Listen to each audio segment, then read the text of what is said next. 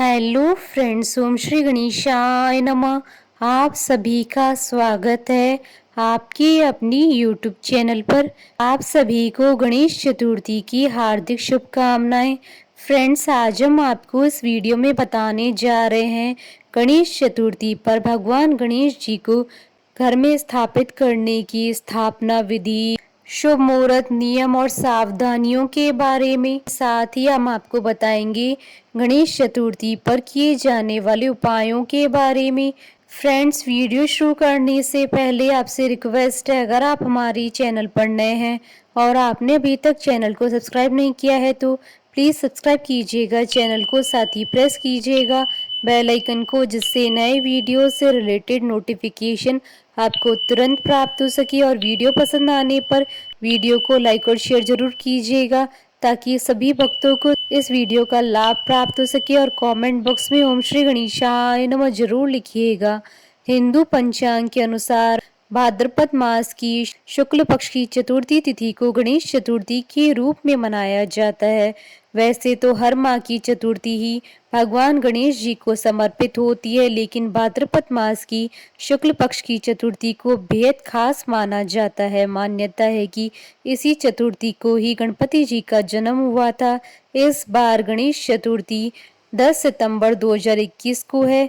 देश भर में इस गणेश चतुर्थी को भव्य उत्सव के रूप में मनाया जाता है। यह उत्सव पूरे 10 दिनों तक चलता है। महाराष्ट्र में इस उत्सव की धूम देखने के लिए दूर दूर से श्रद्धालु आते हैं। गणपति के भक्त चतुर्थी के दिन अपने बप्पा को ढोल नगाड़ों के साथ घर पर ले आते हैं और उन्हें घर में बैठाते हैं, यानी स्थापित करते हैं। यह स्थापना 1.5, 5, 7, 9 या पूरे 10 दिन की होती है।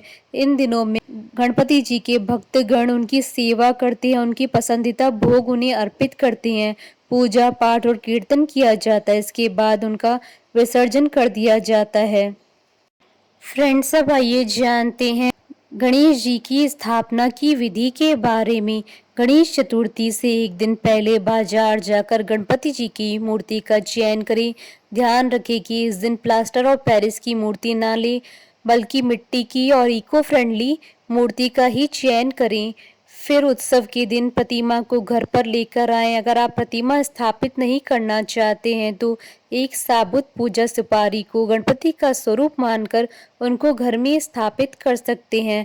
बप्पा को घर में लाने से पहले पूजा स्थल की अच्छे से साफ सफाई कर लें और पूरे घर में गंगा जल का छिड़काव कर लें।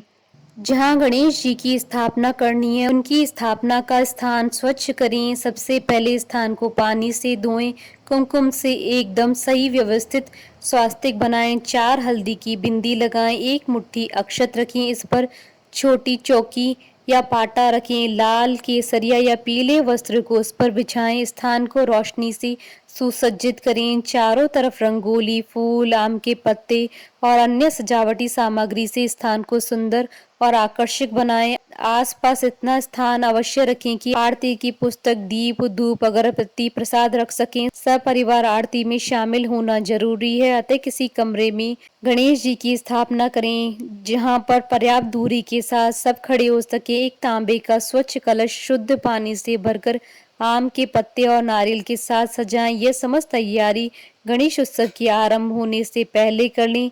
अब गजानन को लेने जाएं तो स्वयं नवीन वस्त्र धारण करें। पुरुष सिर पर टोपी, साफा या रुमाल रखें। स्त्रियां सुंदर रंग बिरंगे वस्त्र के साथ समस्त आभूषण पहने, सुगंधित गजरा लगाएं। अगर उपलब्ध हो तो चांदी की थाली साथ में लेकर जाएं, नहीं तो पीतल या तांबे की थाली भी चलेगी। गणेश चतुर्थी के दिन भगवान गणेश जी की मूर्ति को घर पर लाते समय एक कपड़े से ढककर लाएं। मूर्ति की स्थापना के समय मूर्ति से कपड़े को हटाएं और घर में मूर्ति के प्रवेश से पहले इस पर अक्षत जरूर डालें। पूर्व दिशा या उत्तर दिशा में चौकी को बिछाकर मूर्ति को स्थापित करें। गणेश जी का मंगल प्रवेश करवाएं। घर की मालकिन गणेश जी को लाकर द्वार पर रोके, स्वयं अंदर आकर पूजा की थाली से उनकी आरती उतारे, उनके लिए सुंदर और शुभ मंत्र बोले। आदर सहित गजानन जी को घर के भीतर उनके लिए तैयार स्थान पर जयकार के साथ शुभ मुहूर्त में स्थापित करें। फिर एक साफ चौकी पर लाल कपड़ा बिछाकर उस पर अक्षत यानी चावल रखें, उसके ऊपर गणपति जी को स्थापित करें। इसके बाद दूर्वा या पान के पत्ते की सहायता से गंगा जल से स्नान करवाएं। भगवान को लाल या पीले वस्त्र अर्पित करें, साथ ही मौली को वस्त्र मानकर भी अर्पित कर सकते हैं। स्नान के बाद गणपति जी को रोली से तिलक लगाकर अक्षत और फूल चढ़ाएं। पूरी थाली का भोजन परोसकर भोग लगाएं। लड्डू या मोदक अवश्य बनाएं। पंचमेवा भी रखें। प्रतिदिन प्रसाद में पंचमेवा जरूर रखें। इसके बाद आरती और कीर्तन कर गणपति जी की चौकी के पास तांबे या चांदी के कलश में जल भरकर अवश्य रखें। कलश गणपति जी के दाईं यानी राइट साइड होना चाहिए। इस कलश के नीचे चावल या अक्षत रखें। इस पर मौली अवश्य बांधें। गणपति जी के बाईं यानी लेफ्ट साइड की तरफ घी का दीपक जलाएं। दीपक को भी सीधे जमीन पर न रखें। दीपक के नीचे भी अक्षत रखें। पूजा का एक समय निश्चित करें। अगर आप माला जप करने का प्रण ले रहे हैं तो हर दिन नियत समय पर ही उतनी माला का जप करें। गणपति जी की स्थापना के बाद सीधे हाथ में अक्षत और गंगा जल लेकर संकल्प करें कि हम गणपति जी को इतने दिनों तक अपने घर में स्थापित करके प्रतिदिन विधि विधान से पूजा करें। संकल्प में उतने दिनों का जिक्र करें जितने दिन आप गणपति जी को अपने घर में विराजना चाहते हों, जैसे 1.5, 3, 5, 7 या पूरे 10 दिन। ओम गणेशाय नमः का जप करते हुए स्थापित की गई प्रतिमा को प्रणाम करें। प्रभु से विनती करें कि हम आपको इतने दिन के लिए घर में प्रतिष्ठित करके विधि पूर्वक पूजा करना चाहते हैं, और उनसे कहें कि आप अपनी पत्नी रिद्धि सिद्धि के साथ हमारे घर में विराजमान हो। अगर भूलवश पूजा में हमसे कोई गलती हो जाती है तो कृपा करके क्षमा करें और अपना आशीर्वाद हमारे परिवार पर बनाए रखें। घर में हमेशा सुख शांति और समृद्धि बनी रहे, इसके लिए प्रतिदिन गणपति पर 5 दूर्वा अर्पित करें और साथ ही 5 हरी इलायची और 5 कमल गट्टे कटोरी में रखकर भगवान के चरणों में रख दें। दूर्वा को हर रोज बदलते रहें और इलायची तथा कमल गट्टों को पूजा के अंतिम दिन तक वहीं रखा रहने दें। पूजा संपन्न होने के बाद कमल गट्टों को लाल कपड़े में बांधकर घर के मंदिर में रख दें और इलायची को प्रसाद के तौर पर ग्रहण कर लें। फ्रेंड्स, अब आइए जानते हैं गणेश चतुर्थी के शुभ मुहूर्त के बारे में। हिंदू पंचांग के अनुसार इस बार गणेश चतुर्थी 10 सितंबर 2021 शुक्रवार के दिन है।